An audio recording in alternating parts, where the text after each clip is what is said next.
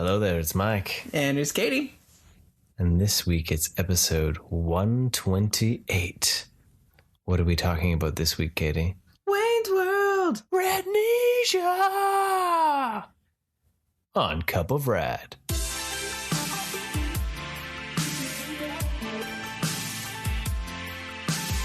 Hey, everybody.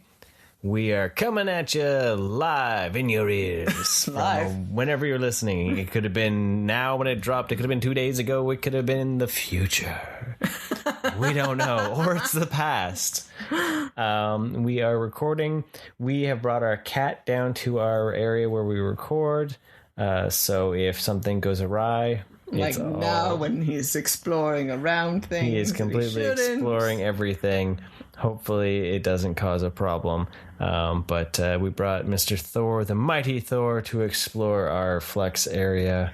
Well, and this way too, once in a while, just good to, have him mark all areas of the house with cat scents. Yep. But I'm waiting for him to come and try to sit on you. And rub on the microphone? And yeah, he's pretty soon he's going to try to rub on the microphone. Because it's like, oh, wait, I waited until now. And you guys look like this is important to you now, meaning I need to see it, or I need to walk across the computer. You know? So it's like recording with a toddler. Yeah. But why not? Why not have it happen? Right? See what happens. So what are we up to? So not a lot since last week. Not a lot. Which is pretty wild. We didn't go anywhere this weekend. It was Mother's Day weekend. You got to stay home. You got to have a relaxing time at home. I went shopping. Without us, because... I went clothes shopping because the dressing room was actually open, and I forgot how much I knew how much I missed it, but it brought me an obscene amount of joy.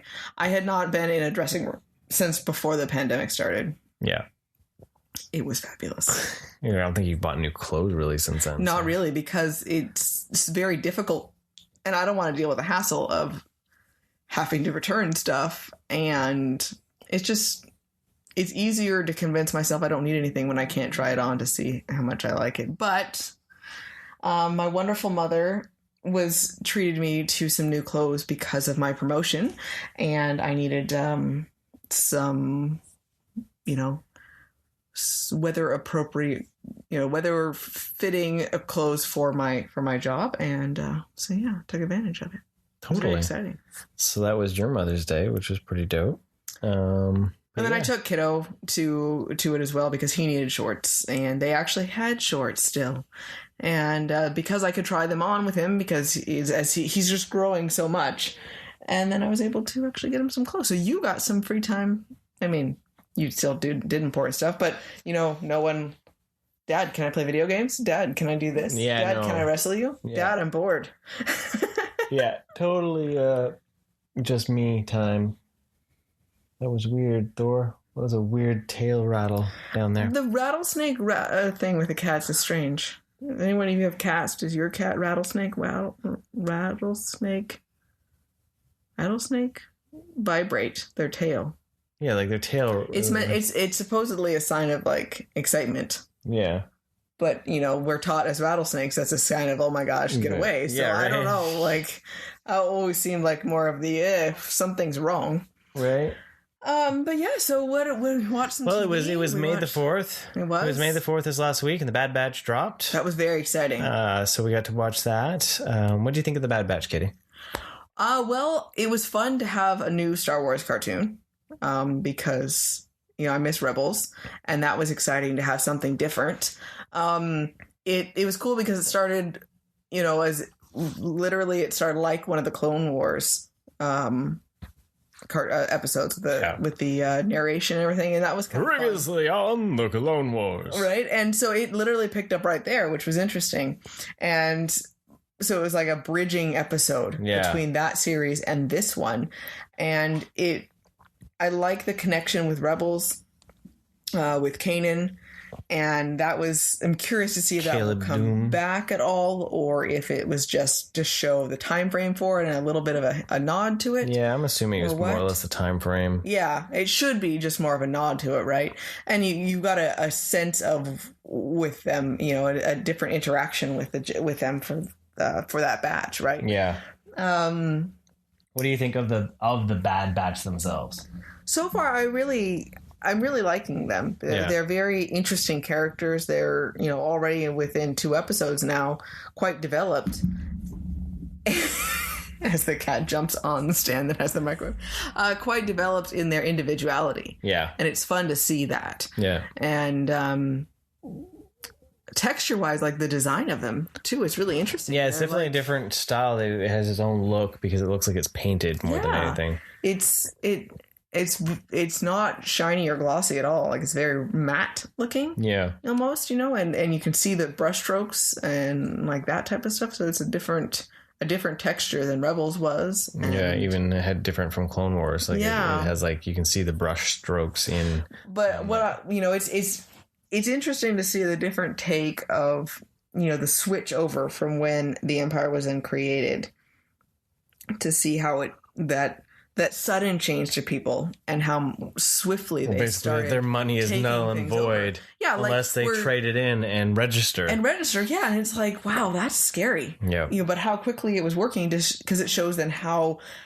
deep this plan really was already, right? Mm-hmm. And all of this. I don't know if you're going to be able to continue on recording with the cat wandering around. I know, freaking right? out. I'm like, he's everywhere. He's never been in this room this long. Yeah. So he's become comfortable enough, but he wants to explore everything, and it is not cat-proof at all. No. And we are suddenly realizing this. Yeah. Yeah. This could go sideways real quick. So if suddenly it's so what do you think? No, I'm really enjoying it. I think it's a really interesting show for sure. Like, I'm curious to see where it's going to go and how it's going to make it interesting. But no, I'm digging it. I think it's because the Bad Batch themselves are just so defined in who they are versus, say, like the other troopers, right? Yes. Because they have their individual personality. I'm not a big fan of Crosshairs. He's just a dick. Understandably. And he was always kind of slimy before, and you're like, I don't know, I don't trust him, and so. But I'm glad that they gave a reason to just really define it quickly. Yeah. That, you know what? No, he is going to be the bad guy, and he's going to try to go up on that shelf, isn't he? It was interesting. It was interesting to see because, like, Hunter is definitely like the Stallone character. Yeah. And Wrecker has like that Batista flair. He's adorable with his little stuffed rabbit-looking thing. Oh my goodness. And then, like, I don't know, I like the tech. I was getting like early like Nicolas Cage vibes from him when some of the dialogue that he had. So it definitely kind of has that Expendables feel of the Star Wars universe. They're all individual like action heroes. Yeah, from different eras, right? Like that's what it feels like. So no, I'm really curious to see where it goes.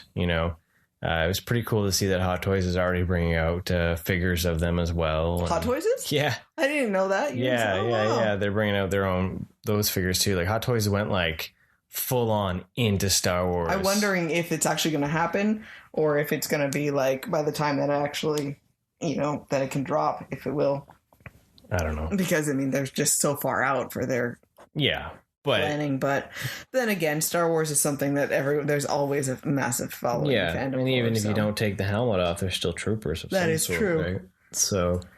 So I think that was kind of an interesting thing. But yeah, what do you think of the girl? She's kind of annoying. Yeah, I'm having a hard time. Like I haven't quite. Her voice is so loud compared to everyone else's. Yeah, like that's what's kind of weird. Maybe it's so jarring because.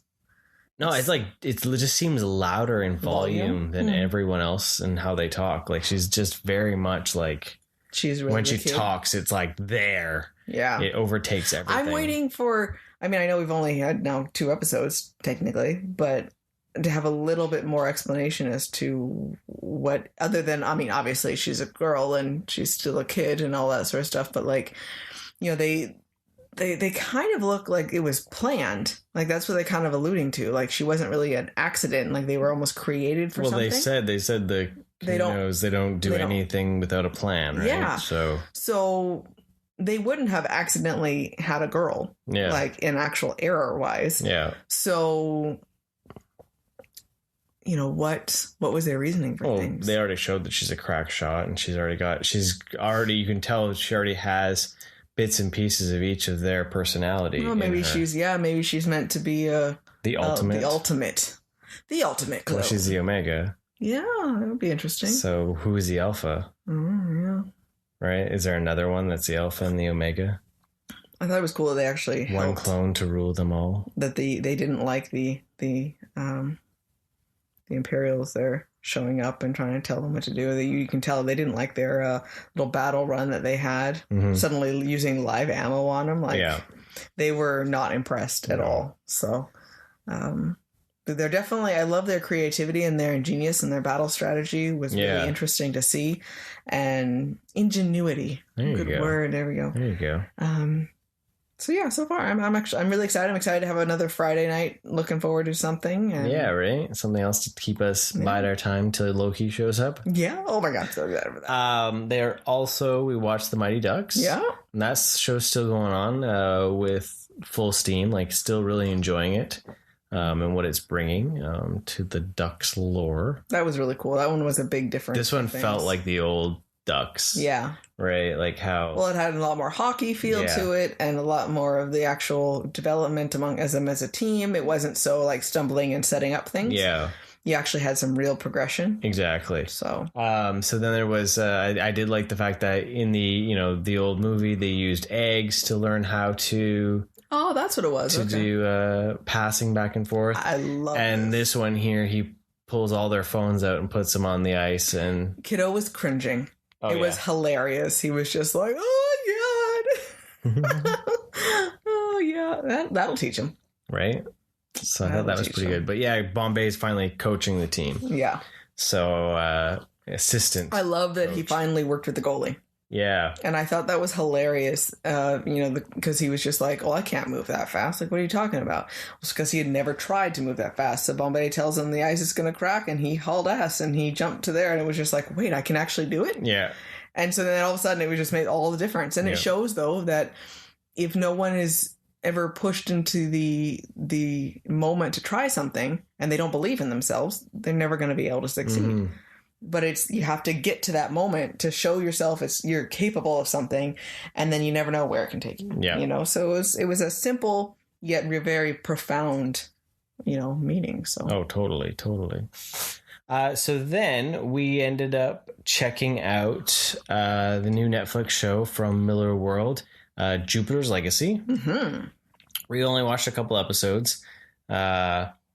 The first episode was an hour, and then the second one was 30 minutes. Yeah, a little bit different. So variable episodes for sure. It went by pretty quick, actually, both of them. Yeah. Which so Jupiter's Legacy is just another take on another superhero, dark superhero tale. Mm-hmm. It's similar vein of all the stuff that's really come out. It's not as dark as say The Boys. Yeah. It's more on par with say. I'd say Umbrella Academy in its tone. Yeah. Not as bleak. Yeah. There's still some hope. So basically, there's 4 graphic novels that came out recently.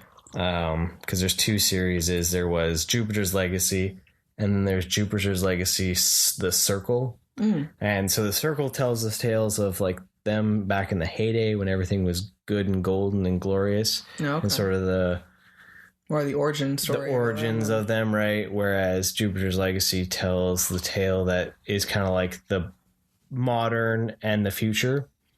So I got the 4 graphic novels and I burned through them this weekend. Yeah. And I'm really excited to see where the show goes because it's actually a really good tale. Yeah. I've always liked Mark Millar's work because he does think a little differently, but sometimes it can be a little harsh. This wasn't nearly as harsh as his past work as he's done.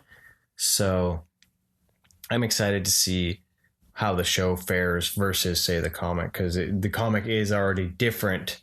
The show is already different from the comic, from the 2 episodes we watched, right?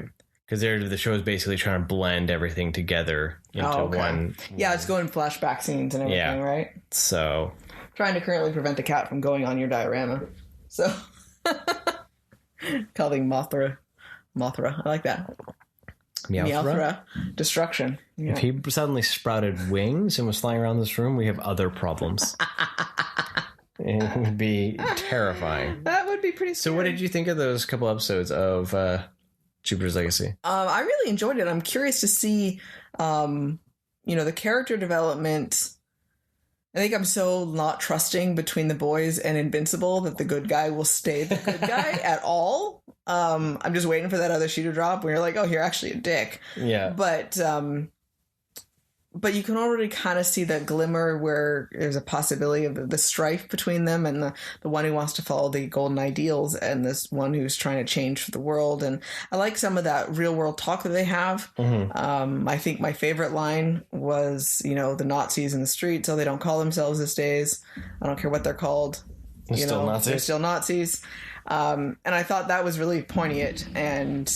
Yeah, that was from Utopian. He's played by Josh Duhamel. Yeah, and he's so serious and so Thor, you really cannot rub on that. That's the one thing. One thing you cannot mark on. I'm sorry for the vibration that might be showing up.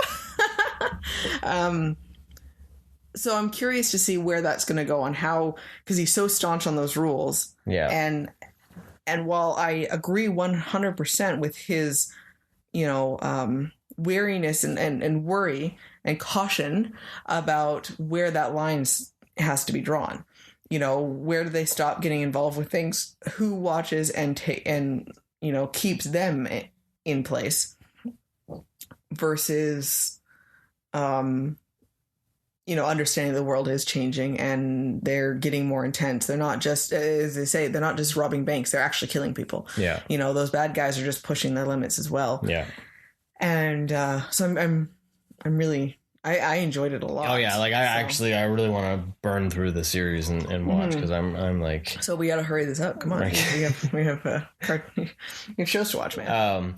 But I really like the suit designs because they're different because they're so ornate. Yes, I think versus they're like, bright. Yeah, they're bright cool. And they're also just weirdly ornate, right? Mm-hmm. They're not like, well, why do they have that in the sense of like pouches or pockets or so with anything though I still wonder who's going to make toys or someone going to get to make toys of some of these things because that's the one thing that's missing from a lot of it should be McFarlane for all of this stuff. I mean it's just it is a image comic, so it'd be cool if he'd be able to actually get the license to be able to do some of those things. I'm still waiting. He said he's got 7 licenses that they're supposed to be showing this year, new licenses. I hope that they're, something that I'll be interested in. Right, of course. But yeah, no, I'm really excited about this one. I think it'll be interesting to see, especially after you reading it too. Be curious to see how, because you said there's quite a bit of difference from the book, and if it's going to keep on such a different tangent or what. Yeah, is it its own thing or is it going to kind of... Yeah, and I'm like, I like those flashback scenes. It's interesting to see, because it went back to 29 and you have the kickstart of the Depression and you see that kind of that break in what he holds his dad to be like the ideal. Mm-hmm. And you find those chinks in how he acted and a little bit more of that greed and, kind of see some of that background to see where those ideals that he has maybe comes from. Yeah. And because he seems very much, I'm talking about Samson and Utopia himself, right? Utopia, and see where he, his history, his background with that, and then see that difference between him and his brother. But I really want to know how those powers, like the history of how they got their powers, right? So that I'm very excited about because he just wakes up. And that's curious. I'm curious to know if it's going to follow the same as the book. Right? Yeah, it's really weird, right? So yeah, it seemed like it just with the little glimpse that he had. So I'm curious to see. I'm excited to watch it. Right. So that's pretty cool. I hope that it'll continue on that path. That's enjoyable, right? Because we're hitting that. We're getting all these cool comic book shows. It's like one after the other. There's actually comic book shows coming out that are been enjoyable to watch. Yeah. Between Umbrella, between The Boys, Invincible, and now this here, like... Well, there's definitely a benefit of these streaming networks being able to do things because they would never have been able to do this on network television. No. Because of the limited series aspect, just that alone, but then the tone of it too. Right. So there's definitely a benefit from having this is it's changed the different types of shows we can watch. Yeah. The genre. Yeah. Has been able to expanded from just PG-13 to now, like, actually be able to explore other books, right? Yeah. So... but McFarlane did announce something. I was going to say, we do have McFarlane news. They did announce something. They announced a deluxe Mandarin Spawn that'll be coming so far it looks like it's GameStop exclusive. I don't know if it's going to go, others as well. But it's the Mandarin Spawn. He's got a new mask, new shield. He's got a shield, double-edged sword, and some different sculpting on the arms and shoulders. So it's epic. I sat there kind of going, I don't know, like, it's still the Mandarin, like, I haven't been able to get other Spawn, like, and what did Katie say? Well, he says it to me. I was like, oh, this is cool. It'll be fun to add this to the collection. Yeah. I didn't even question it. It was just like, yeah, this is awesome. We're going to have the Spawn army. But my question is like, will it end up being, like, is he going to do, like, a regular release that everyone can get? And they're going to do, like, the color variant that's somewhere out, like, exclusive that maybe come with a different weapon or a different, like, face sculpt or something. And then are they going to then eventually hit, like, a deluxe? So, like, they're going to be doing 3 of every Spawn? Like, will it get like that, right? Yeah. I don't know. But, like, you don't want to sit back and hope that release gets a deluxe in case it doesn't, and then, right? But it was interesting. Well, the biggest thing, as long as you like the design of whatever happens, if it's not... if it's like, oh, well, this is kind of cool, but I wish it had this, then you got to try to hope, that it will change. But it's not that huge of an investment either if it's not perfect. Yeah, that's true. You get all 3 of them for less than you'd pay for a figure art or a... I mean, if a figure art or a Mezco is like, I'm making a commitment that this is what I'm buying, and that's it. You don't... So it does allow for that flexibility, right? Right. So, but it'll be kind of cool because he looks like a general compared to the other 2. Yeah, so. He looks much more epic. So it's going to be like him and then the lesser guys, and it's not just a different color. It's not just an added weapon. Like it's different enough, and there's a lot of gold on him. Yeah, he's shiny. I'm super excited. It has me just sitting there, just like the ETA was June. It says and that's the other thing too. It's like, what? Something got announced and I can look forward to it soon. Not like, I expect to possibly see it, 7 to 9 months from now. Right. Or like Super never. 7 that is dropped their wave 2 of Disney Ultimates, which doesn't come out until second quarter of 2022. Yeah. We finally got to see that Robin Hood is coming, which is pretty amazing. Not just Stork version. Yeah, so that's awesome. They also... That's already pre-ordered. Gave us another look at another Fantasia character, because Wave 1 has Sorcerer Mickey. And what character from Fantasia did they say there? The hippo. Right? I really kind of do wish I could get the hippo and the crocodile. Or is it? It's an alligator. It's a crocodile? No, that'd be an alligator. Alligator? I'm assuming Wave 3 is going to be the alligator. It's got to. But I will... they're not my absolute favorite. I just gonna hope that they bring out like a centaur or a Pegasus. And that would happen. No questions asked. They need to do big rotocast Shinabog. That would also happen. Right, with them on the mountain, like, oh my god, 12 inches tall. Fabulous. So they also showed that Alice in Wonderland is getting a few figures. So Alice is coming, and the Mad Hatter. That's right. I'm most excited about that one.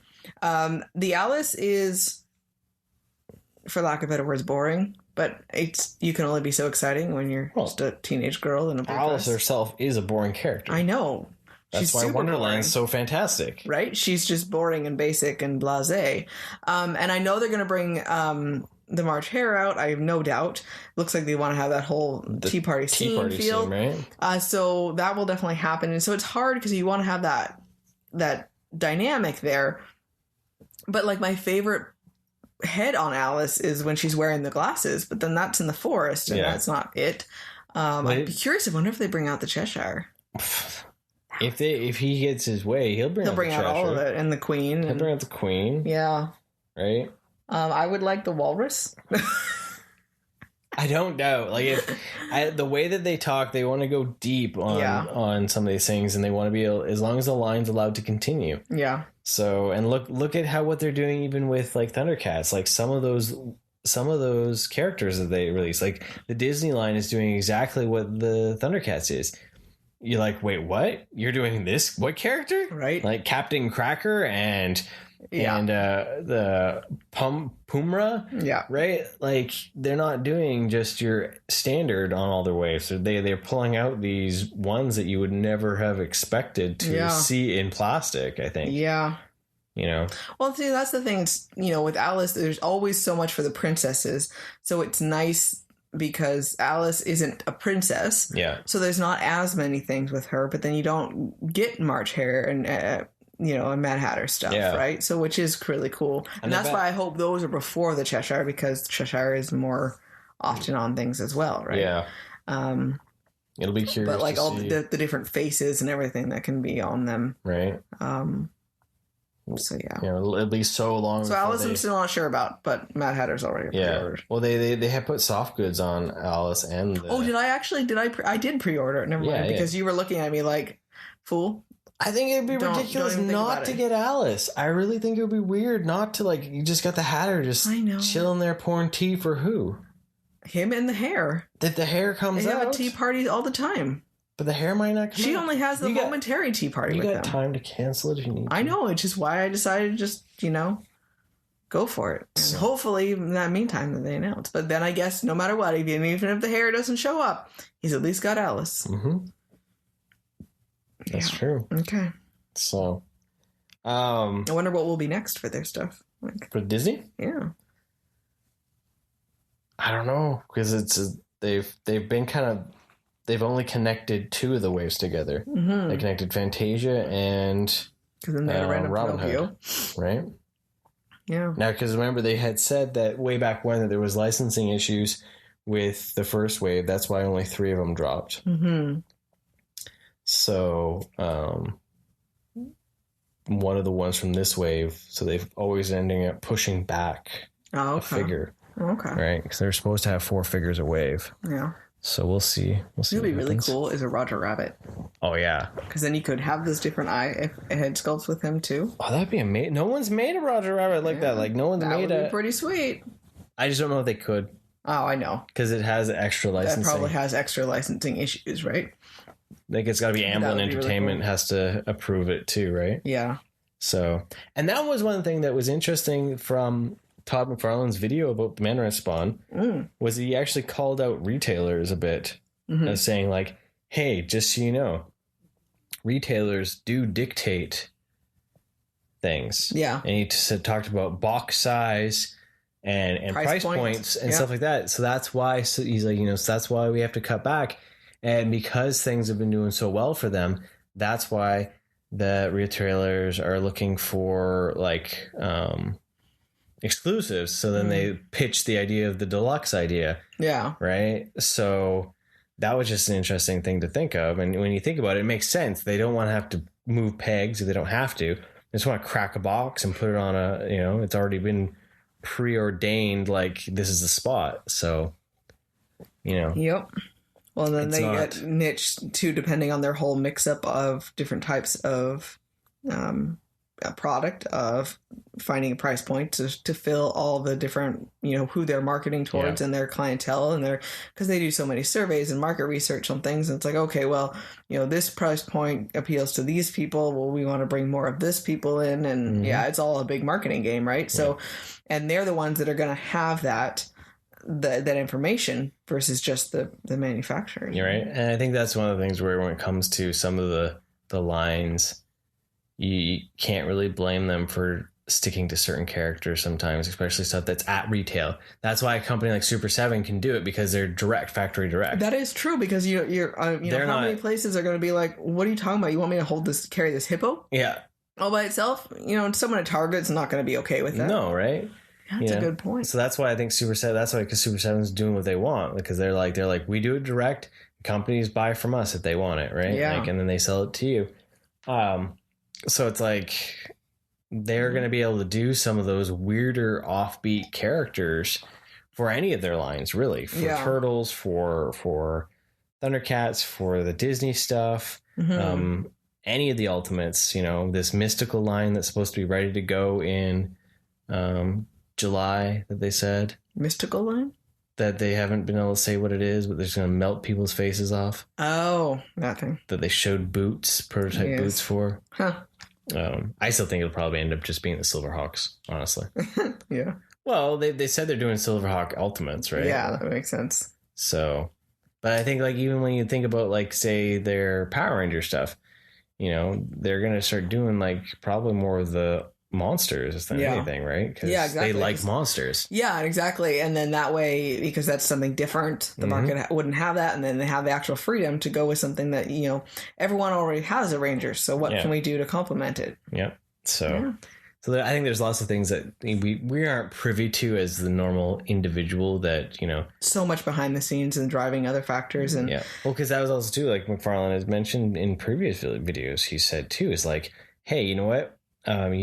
You guys are saying we bring out too many Batman, but it also depends on what the licensor approves. Yeah. Like he has said that. There's so many moving pieces, right? That, that the licensor wants these characters, then the retailer wants these characters. The retailer tells me how much I can charge them, right? So then they have to fit it within that budget. Those points, those things, right? So it's there's more to everything, like. And that's why when you get into the more expensive stuff, they can do what they want because they're just like, they're not being sold at box stores. They have specialty places and ones that they know their market is not a problem. Then it's just licensing more than anything, right? Exactly. Yeah, that's a good point.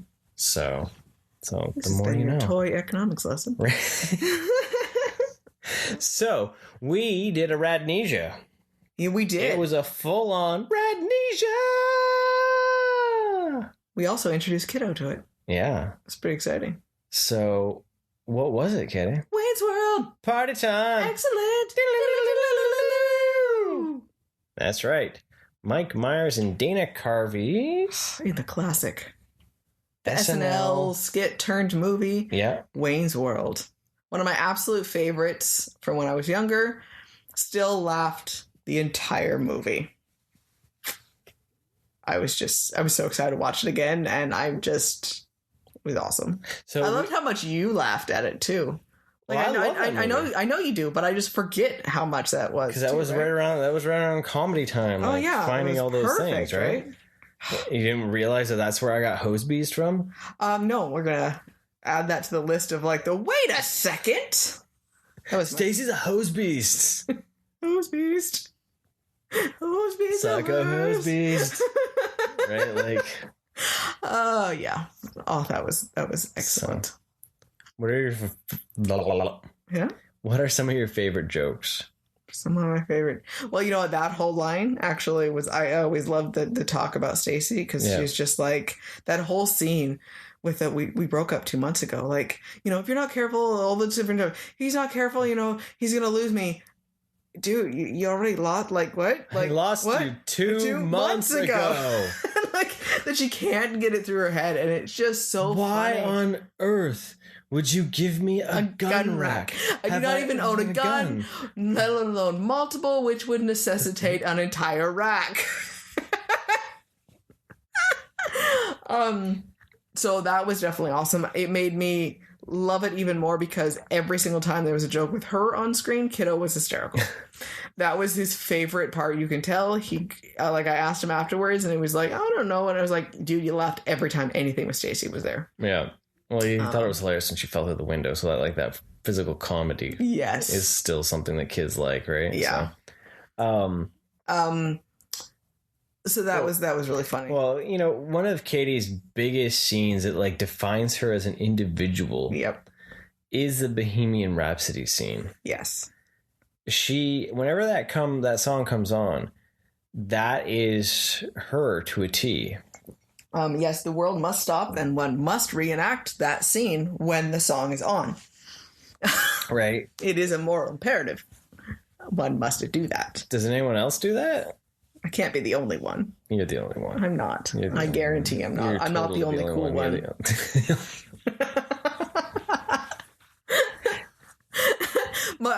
One of my favorite parts of that scene, though, is at the very, very end when they don't know the words and they're just moving their mouths and pretending to sing. I was like, oh, that's so real life right there. Where you're like, no one really knows all the words to Bohemian Rhapsody unless you're actually reading it, because there's a lot there. And at some point, even if you know all the words at one point, you're going to mess them up at one point. Yeah.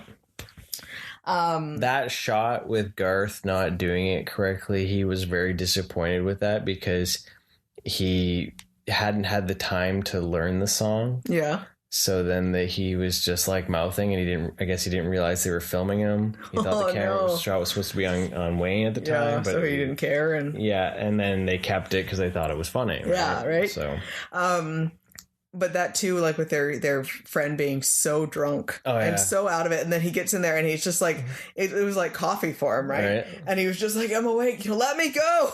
It's just, it's so funny. Well, I love that the fourth wall breaking in the movie too, right? Yes, that they follow around and talk to camera. Yeah, and especially when they go to the donut shop and the camera starts following the donut guy, right? And it's just like, it's like, whoa, you don't get to talk to the camera. They're like, no. What are you over doing? Here, dude? It's like, come on, guys. It just randomly breaks in as if there's a documentary going on, but never really acknowledging it too much. Yeah. And I love at the end though when they talk. It's a movie that they have to. We can't end the movie like that. Yeah. Like all of a sudden now there hasn't been the discussion that they're making the movie the entire time until the end. Would you like to end the movie with a Scooby-Doo scene? I would.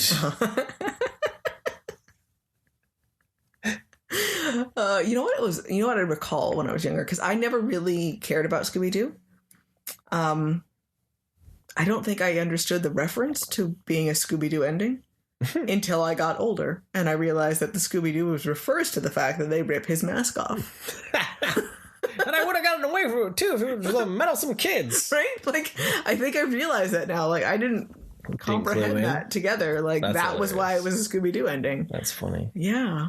Yeah, but you didn't grow up in the era where Scooby-Doo, that was never part of our house. Yeah. Like, I knew what the characters were and I knew of them. Yeah. And I had McDonald's toys of them, but I didn't ever watch it. I played with them with my burgers, but I did not give a damn about Scooby-Doo. What is this? Yeah. Nice. I like all the jokes in the guitar store, the No Stairway to Heaven. And the oh yes, she will be mine jokes. Those are quite funny. Kiddo thought those were quite funny as well. We realized that scene where before they have money and Wayne goes and looks in the window, looks at it and stop dreaming, man. Live in the now. Live in the now. That's me and Mike. Yeah. Because I'll find something I'm new. His Garth to his Wayne. It will be mine. Oh yes, it will be mine. Live in the now. Every time new toy news. I love Garth's drink when they go out to the restaurant and the gigantic bowl with the like 8 straws that's meant to be shared with everyone. Yeah. He tries to cheer with it and he's trying to drink at the same time. I'm surprised that he didn't drop it. Dana Carvey is one of my favorite comedians, and because he's chopping broccoli. He's chopping broccoli. One of my best favorite stand-up skits ever I used to watch. And I love him so much. Yeah. Specifically, that is one of my absolute... If you've never looked it up, look up Chopping Broccoli by Dana Carvey. You're welcome. And... I think that should just be the name of our podcast. Chopping Broccoli? No. Oh, you're welcome.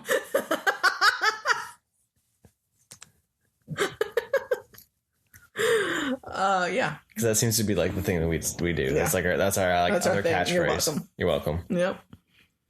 What is anything else? Oh, you've pretty much covered most of it. Like it's everything. Like, okay.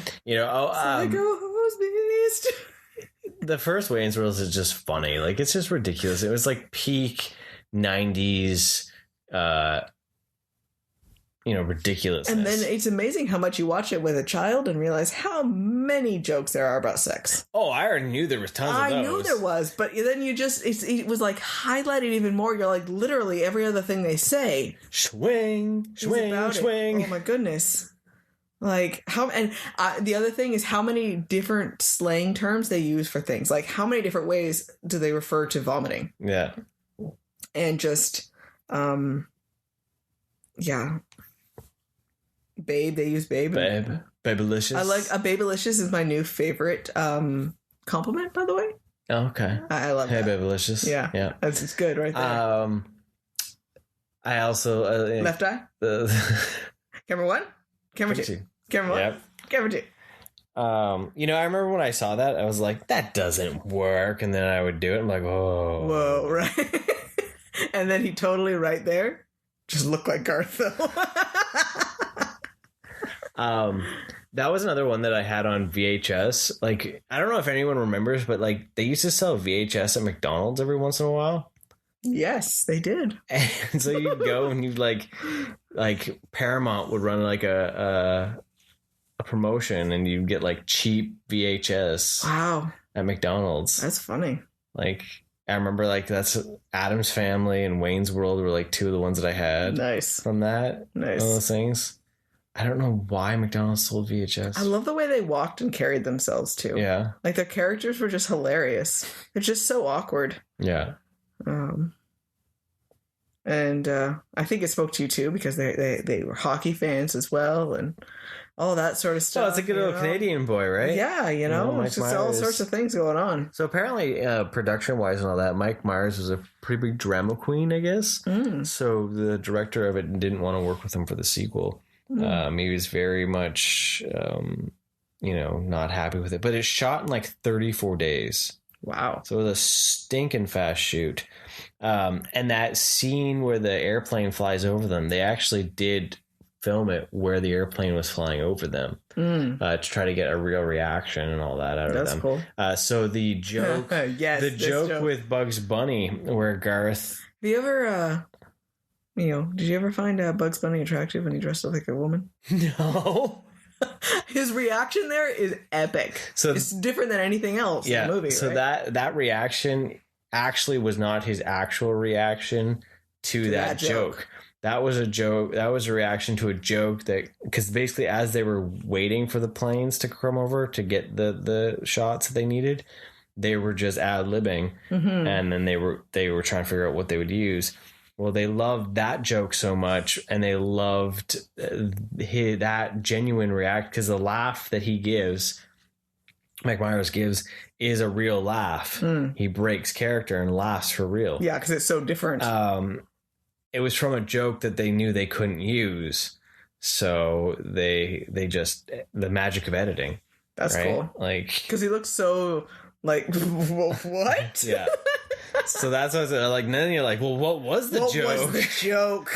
Right? They might have to do some digging, because like I want to know what was, they what couldn't was use. Actually said, right? But I guess if they're going for a PG-13, yeah, it could have easily been anything with those guys, right? Yeah. So I like the because being SNL as well on their original show when they first show, and the succo haircut thing, whatever, succomatic. Succomatic. It's sucking my soul, dude. Sucking my will to live. But it just felt like an SNL product. Yeah. And that was quite funny. Yeah. I like the different camera shots. Check out this guy type shots. Like, he was such a dick doing it. It's so perfect. And I love how awesome their friends are. Like, they're just so happy and just so nice. Oh yeah. And like genuine people. Like they're so friendly to the little TV station helper guy. Yeah.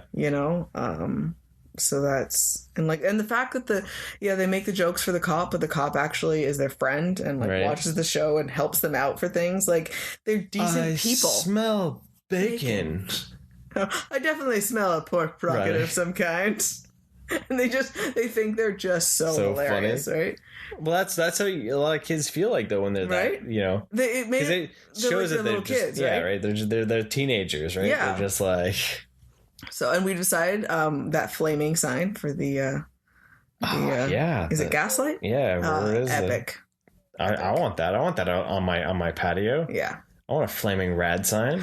The other scene I really love is the Foxy Lady scene. Oh yeah. Foxy. Because for the longest time, whenever I heard that song, it was literally always in that scene.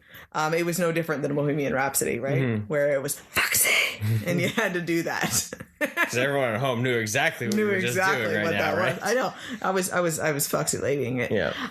If you don't know, you got to go home and watch Wayne's World, right? And I thought that was quite funny because he's just so different. You could totally tell it's just that dream sequence, right? Yeah. And Dreamweaver. My RADnesia of Wayne's World was fantastic. Like I had a good time watching it. It was just fun. It was great to see. Like I could watch it over and over. It makes me want to watch more of the old SNL movies, like Coneheads and MacGruber and Night at the Roxbury. Yeah. Right. So might have to do that. Yeah. But we double featured it. Well, because it's on the DVD and it's just right there. Yeah, we watched it on Dirty Dirty DVD. I don't know if it's on any streaming. Sorry. Yeah. Good luck. But Wayne's World 2 is also on this disc. So it was really easy to just hit play. And we thought, you know what? Why not? I've seen Wayne's World up to a million times. I don't remember Wayne's World 2 as well because I hadn't watched it in a very long time. Yeah. As I watched it, I'm like, oh yeah, okay. I remember. Oh yeah, I remember this. But it was exciting to watch it again. There was definitely funny moments. A lot of the same jokes that were still funny, but at the same time, they pushed and overused a lot of those jokes. Though. Yeah. I'm the leprechaun. I'm gonna get you. That was really funny, though. Oh, look. Especially now because I've seen the leprechaun. I'm the leprechaun. It's like a mixture of Fat Bastard and Shrek. Yeah. Yeah. That was awesome to hear. You see all that after the fact, right? And just Garth sitting there. I think this was my favorite part of Wayne's World too. Yeah. Was Garth just freaking out, dude, you're in my mind. I'm the leprechaun.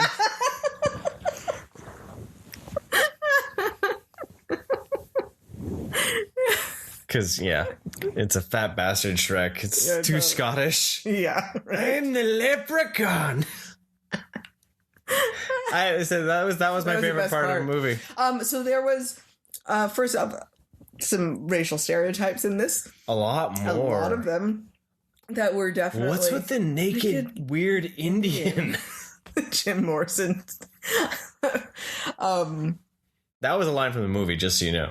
Just don't Yes, I was quoting right from the movie. That was the other thing. Sorry, go back to the first one.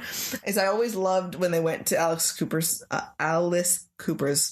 concert, and they go backstage, and he's like, they always expect backstage at a rock concert to be like the guy's all like strung out and all this sort of stuff, and he sits down and has this like monologue of information, like deep philosophical historic information, and I always thought that was really funny.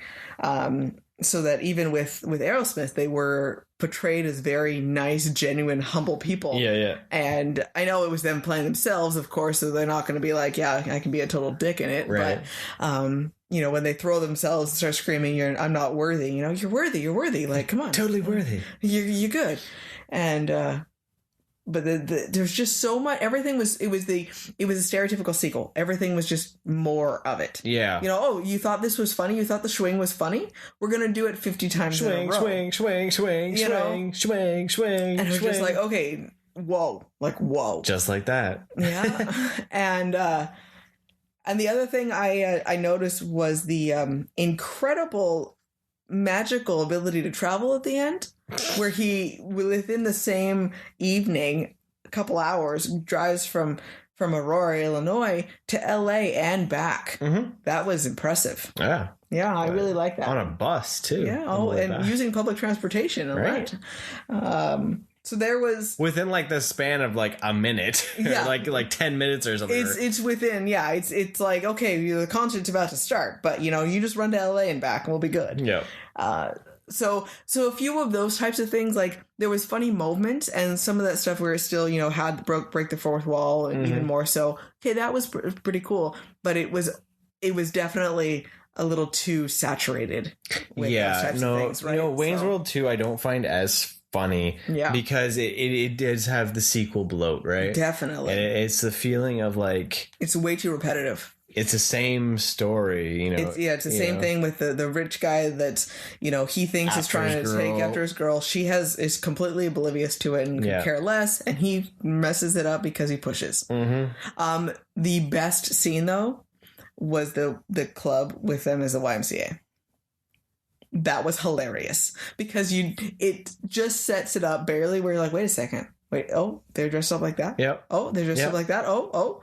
And then they end up there and they just roll with it, and it was amazing. I don't know, the best scene is I'm the leprechaun. Okay, second best scene. I'm gonna get you. Because I'm the leprechaun. Because, yes, the club scene also still had stereotypes. It was huge stereotype. Super stereotypes. Just the raging stereotype of what a gay club looks like. Yes. Like, really. Like, one of them had, like, an S&M mask on and everything. Like, it was bad.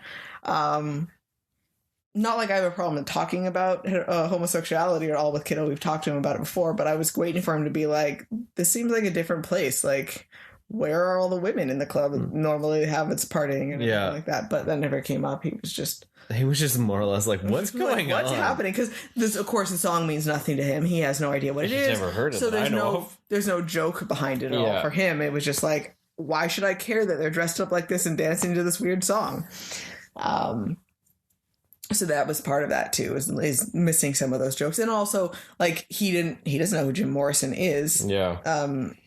I think the first one's just more accessible. Yes, because you don't have the jokes of understanding Jim Morrison at all. You don't you don't have that same accessibility for things, right? So I'm glad we watched it just because it was good to be able to see it again and just be reminded how much better the first one is. Yeah. And to really appreciate the simplicity of those jokes as well, right? Well, yeah, because basically, like, even though the second one was as good, he was still offered to do a third, but then he went on to do Austin Powers, which I think was a good choice, right? And then he just beat that one to death. Yes, and then that one was also one that could have just used the first one, right? And then he did the same.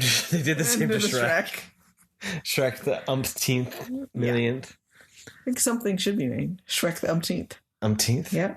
I think they're actually rebooting. I know that you said that there's talk about wanting to redo a Wayne's World, and I really, really highly suggest they do not, because they've talked about, like, everything is coming back.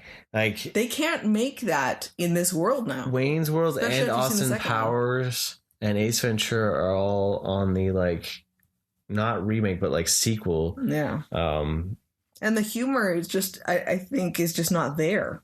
The world won't accept that as much. Yeah, if they were to do a Wayne's World sequel, one of them has to have gone completely straight, like the straight man feel, like where like they bought into the corporate life and like is more of just kind of like because that scene also family. Too with Garth and him and Kim Basinger and that was really awkward, like way overdone awkward. So. Sorry, go ahead. Yes, I agree. But yeah, it has to be more of like, it has to be something where like they have to reconnect or something after all these years. Be like Harold and Kumar. Yeah. Yeah, I guess. They've already done it. They've already done it. Every story has been told. Yep. Just how you tell it. But that's exactly what it would be like. Or maybe it's like gotta be like a reunion movie where they like it comes back. Like they meet up at the high school reunion or something. I don't know. They're so old now. Oh yeah. Well, that's why I don't think that they should do a Wayne's World sequel, or they shouldn't even. I don't even think they should try to do an Austin Powers sequel. Oh, what you had said was like a Bill and Ted's Face the Music episode. Like not episode movie, episode movie. You could do but like right, and like as much as I enjoyed Bill and Ted Face the Music, it wasn't needed. No. I think we enjoy those ones, and I can appreciate it from the time frame that it came from. But you'll never be able to capture that magic again. because it shows though they can't capture it even with the second one. It becomes too bloated. No. But those jokes would just not fly in the world now. No. And do you really want to see a Mike Myers 50 and or Dana 60? Carvey are much older. It would just be weird. Right. It's not the same. The character, you don't want to see this. I don't want to see Mike Myers in tight jeans and a tight black t-shirt. Going swing. And swing. Yeah. Right? No.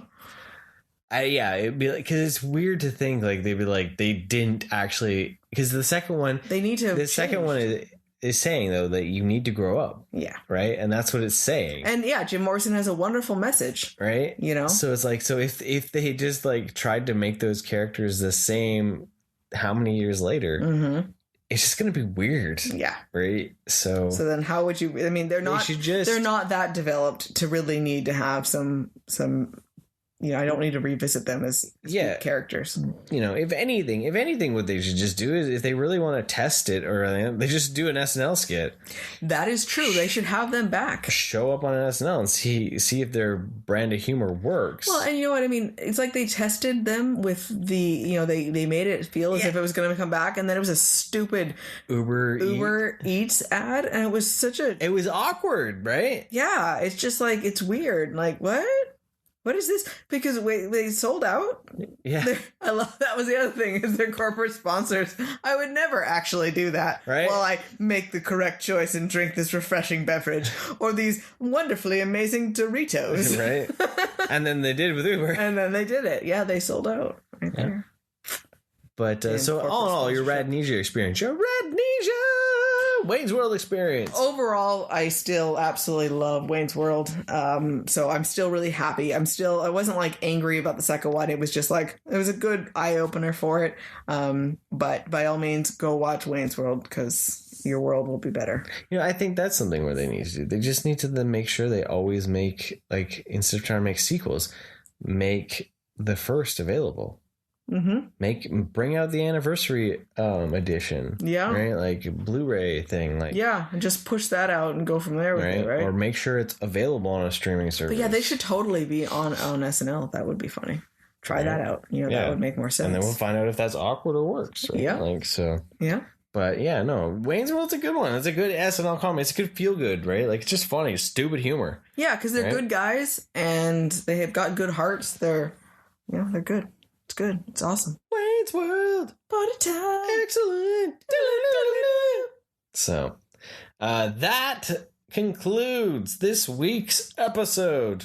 Dun dun dun. This is how we're gonna end the episode? Dun dun dun dun. This is the happy ending?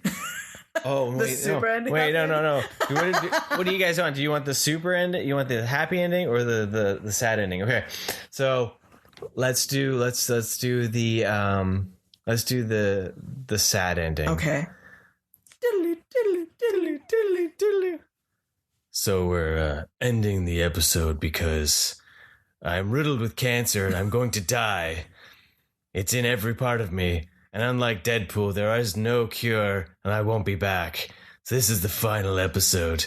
I'm splashing water in my face with my tears. Oh, no. Oh, God, my intestines just ruptured.